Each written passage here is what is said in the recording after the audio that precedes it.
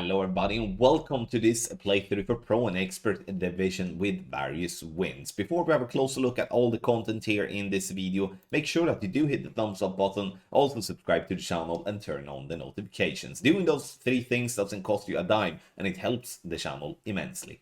For those of you that do want to invest more in your game and become a better player quicker, then you can scan the QR code here on the screen or use the link that is in the description down below. Patreon.com/GolfClashTommy. And for those that are looking for more free content as well, our website GolfClashTommy.com is the place where you can find loads and loads on loads of free content to learn from.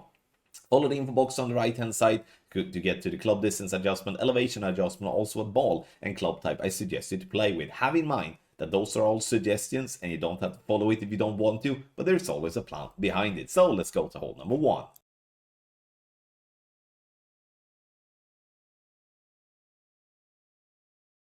There will most definitely be some hole-in-ones on this hole, and the reason I do believe that is because we now have so many different golf balls in the game that even if we do have a headwind, we will still be able to easily get over the water and get the ball to green. And if you then have some luck, if you roll down at the correct place, then the hole-in-one is definitely there. Max plus 10 using max overpower with a slower needle to not have to use a bunch of topspin here. Great left is going to still be fine, which is great, and you can see how much fairway we do have to play on where we land with our first bounce. With a perfect ball we would have been kind of close, but as the green is downhill, it's all about the speed if you're going to give yourself a chance for a hole-in-one, and obviously hit perfect, that would be great. This obviously play here is for this particular wind angle. It could definitely vary slightly if you have a different wind angle, something that it's important to have in mind. Don't be afraid of using a better power ball for either a slower needle or to make sure that you don't have to use that much overpower if you do have a headwind.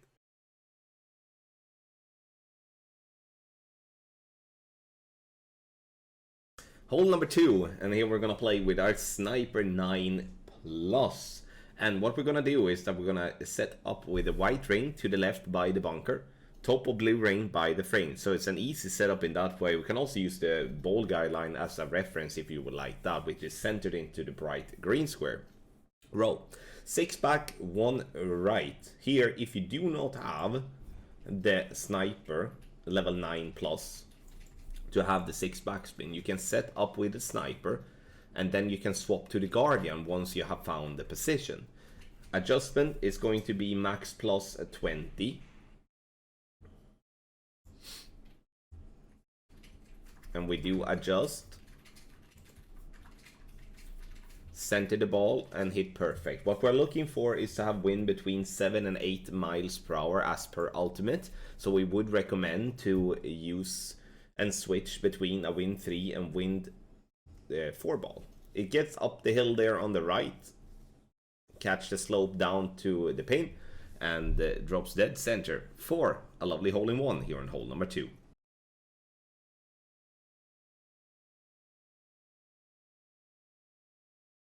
For hole number 5, we are lucky here to get some tailwind, and then we're gonna push, because we do want to get into short iron range. Stretch out to max in this case, and I'm looking to have the bullseye just very close to the rough line. Release, and then you adjust max plus 10 power 3 ball settings. Now, 6 bars of topspin, 3 bars of right spin. I'm not going to use any type of push-up here. I'm just going to use max overpower with a slow needle. Full curl to the right as well. The idea is to cut the corner very close to the tree to get the ball to roll as far down the fairway possible.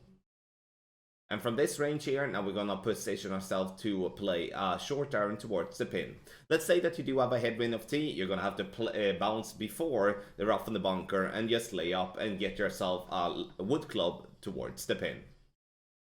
Second shot, you can see here now we're playing with a short iron. Here you can see in the info box that I do have medium distance as club distance, but it's going to be somewhere between medium and maximum distance. Obviously it could be around minimum distance. Well, it kind of depends on what type of distance you have on off tee. 10% elevation, and once again, make sure to read the club distance correct. If you do have a tailwind of the second shot like we have here, leave the ball guideline slightly short, otherwise it's a big risk of you coming in too hot, bounce off the pin and out, and that's never something we do want to do. Perfect ball. And we bounce on the French as we want to, but we just burned the right edge a little bit too much in over adjust, or a little bit over adjustment. However though, hole number 5 here in the 5th anniversary tournament offers a very good chance for an albatross.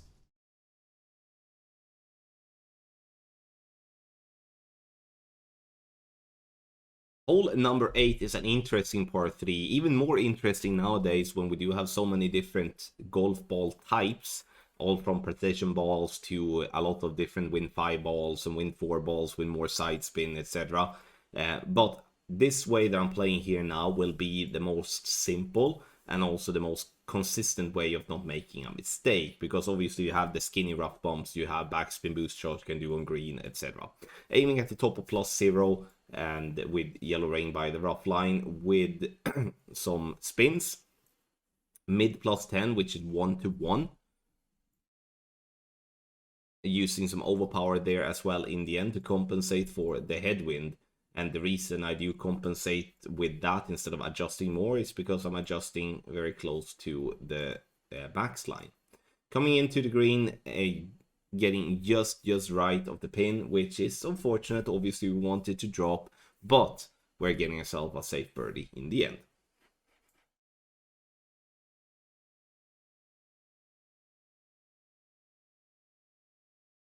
Hole 9 is a very difficult one, especially when it comes to headwind. And now we strongly advise you to play with a power 4 plus ball, this to avoid having to go with a lot of overpower, especially for the lower level clubs. Now we're setting up at the bottom of +9 with a POC 5 plus, a POC 4, bottom of +15. We're adding the spins, second bounce centered on the left fairway pad.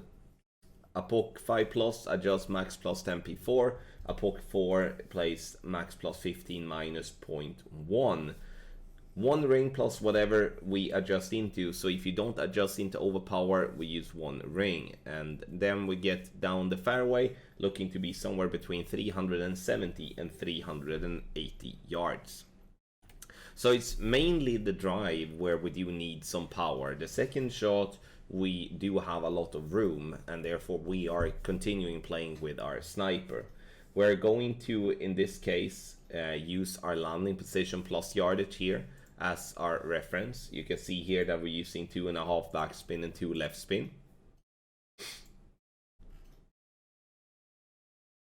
And we want, if anything, favor right side of the hole.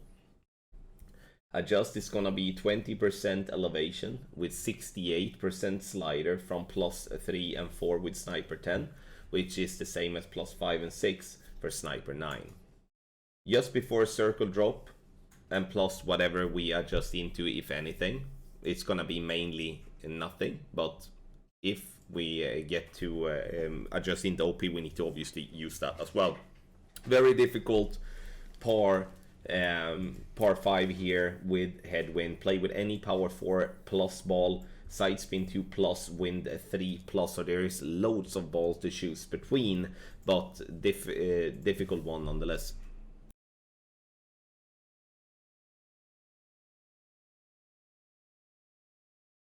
For hole number 4, here you can play with any power 3 plus, side spin 2 plus, wind 3 or wind 4 ball. Start at the top of +10 for a POC 5 plus, and for a POC 4 you start at max P3 line, which is +16. 3.5 top spin and 2 left spin.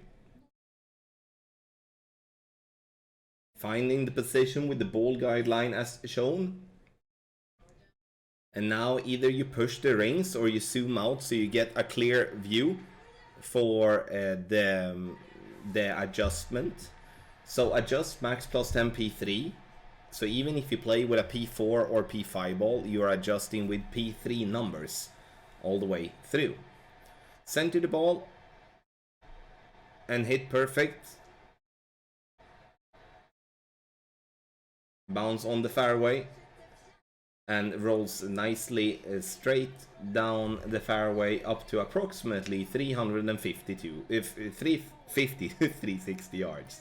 Second shot, we play this one with minus 10% elevation. This because, as you can see, we're playing it uphill. So we are using one backspin and playing rings from min. And now, have in mind here that we do have a special table in the guide to make it as simple as possible to follow when it comes to the rings from min. And always when it comes to rings from min, try to speed it up a little bit, because pushing up is and I would say can be a little time consuming sometimes. So now the standard thing is that we're pushing up somewhere between 13 to 17 rings, and then we shall always play 15% slider and with then minus 10% elevation P3 numbers. We're pulling over the bullseye as well as per default. That's what we always do here when it comes to the shot. Now center the ball, hit perfect, and this should be a good chance to drop.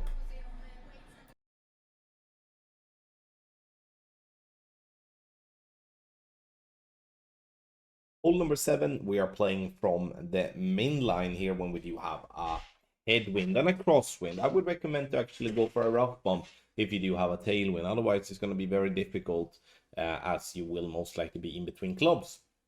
So here I'm using 2.9 right spin and a little bit of top spin. The spins will most definitely vary depending on what wind angle you have. And the aim point is once again at min line, red ring by the rough line. Pushing the rings because, you know, the hill slope or whatever we want to call it is definitely making it tough to pull the rings. Min, no elevation is what I'm adjusting in this particular video. And once again, you know, just because I'm adjusting that in this particular wind angle doesn't mean that that will be exact for other wind angles, etc. Bounce on the fairway, and the ball comes up onto the green and dropping almost dead center for the hole-in-one.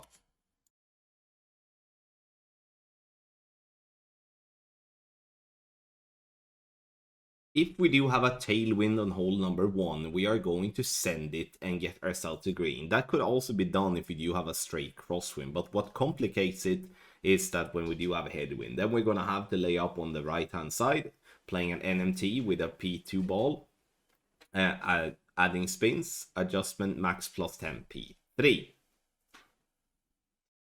Once we have adjusted, we're going to center the ball and hit perfect. So even if we did adjust into overpower, we are not adding any overpower in this situation. Bounces on the fairway, gets down nicely, and we want to keep ourselves to favor the left hand side of the fairway, because the second shot here now is going to be played from more or less min line. I'm putting mid in the info box due to the fact that it could vary if you have a great right or you're just aiming more right to not flirt with that rough. But the idea here is to go for a rough bump. This rough bump here is pretty big when it comes to playing with such an accurate club like the Grizzly. Obviously, having the correct adjustment from start is a massive help, and make sure to not add a bunch of additional OP or UP or something like that. That could cost you a lot. 10% elevation, and here it's all about what pin check or frame check you have, or it's just true club distance. Perfect ball it is. We bounce into the rough, rolls down the green, and we're dropping this one dead center for a beautiful eagle here to start with on hole number 1.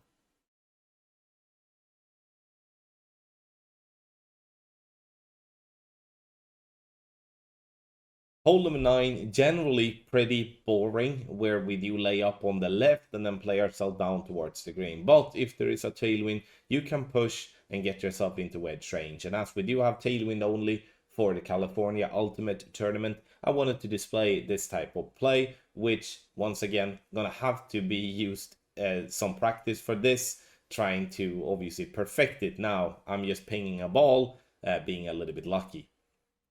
Otherwise, if you're trying to lay up, I would play max plus 15 in terms of my club distance and adjustment. But here, getting ourselves to almost 500 yards, that will leave us a wedge, and obviously that will be making the Albatross much more makeable than if we wouldn't be having that type of wind. So again, Hold'em a Nine with tailwind is not as bad from the second tee. It's when you do get the headwind, you do get the crosswind when it's going to be very complicated. But in the end, you know, take advantage of the tailwind, enjoy, blast it. If you like, there's obviously risk with that too, that you get into the rough, you get into the sun, and then that might just end up in the eagle. But even though if you're blasting it, in my opinion, you shall have no problems at all to get yourself to the green in two to save the eagle. Thank you so much, everybody, for watching this playthrough for Pro and Expert Division here with various wins. Make sure to subscribe to the channel. Also, make sure to hit the thumbs up button before you leave. Scan the QR code here on the screen or use the link patreon.com/golfclashtommy that is in the description down below. That will take you to our premium guides where you can subscribe and start improving your game today. Thank you once again for watching. I wish you the best of luck in your Golf Clash game.